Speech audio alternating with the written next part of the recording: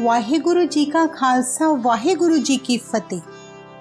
मूल मंत्र श्री गुरु नानक देव जी के मुख से सबसे पहले उच्चारण किया गया ब्रह्मवाक्य ही मूल मंत्र है, जिसको बीज मंत्र कहते हैं। जो मंत्र सीधा परमात्मा से आया है।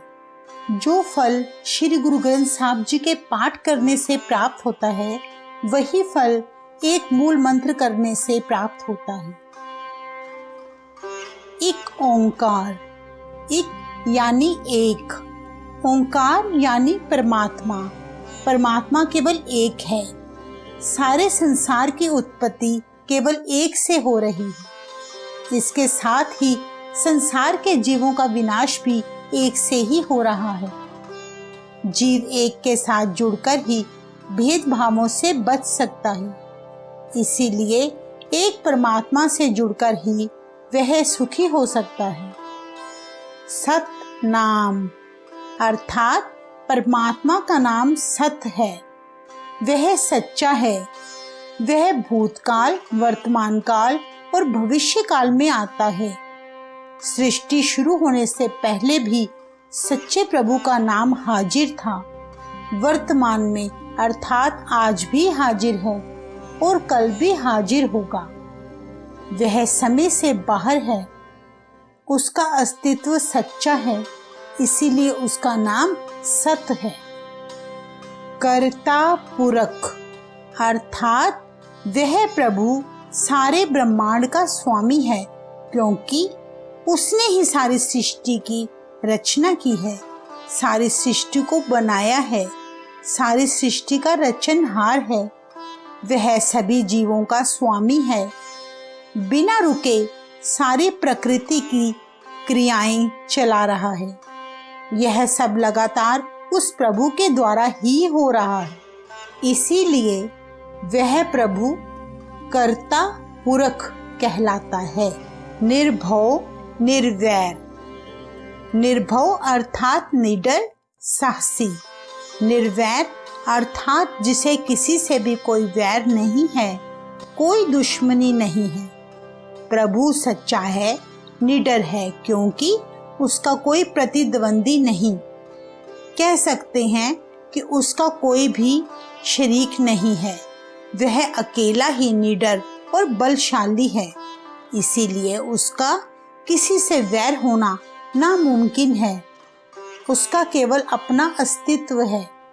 इसीलिए वह निडर है और वैर रहित है।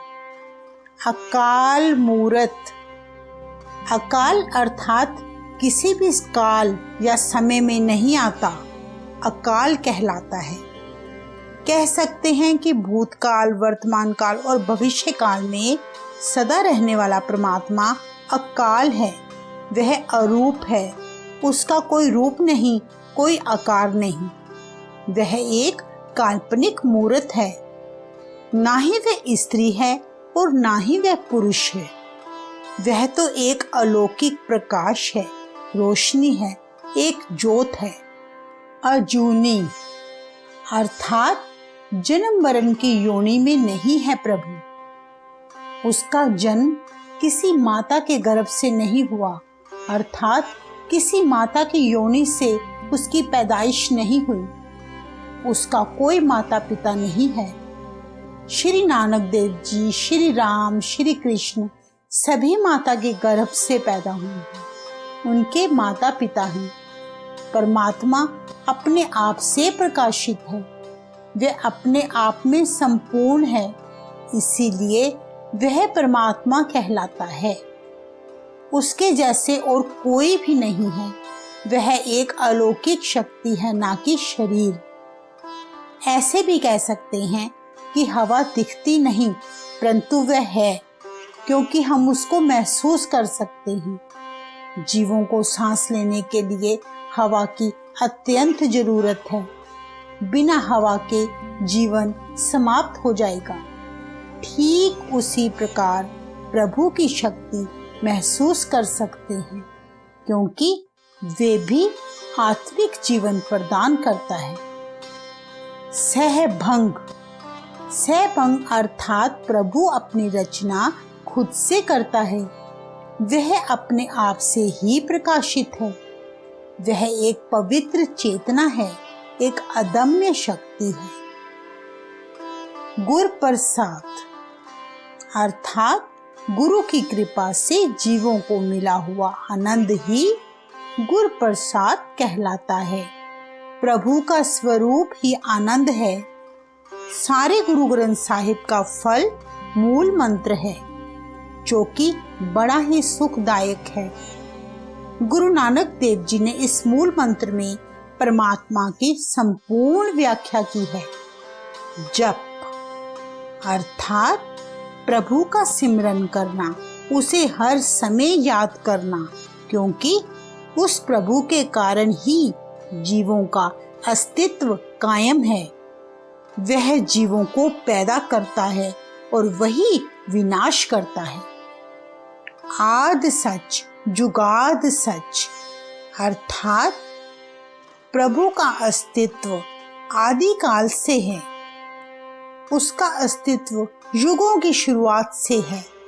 वह हाजिर हजूर है, क्योंकि वह एक मूर्त है, ना कि स्त्री ना कि पुरुष, केवल एक अलौकिक शक्ति, जिसके आश्रय सभी जीव टिके हैं।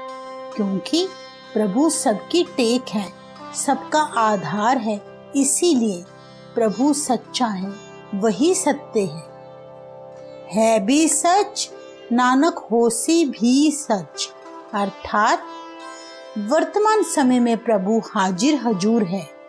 सारी सृष्टि में उसका नाम पुकारा जाता है। श्री नानक देव जी के मुख से भी यही शब्द निकले कि आने वाले समय में प्रभु का सच्चा नाम सदा ही कायम रहेगा। वाहेगुरु जी का खालसा, वाहेगुरु जी की फतेह।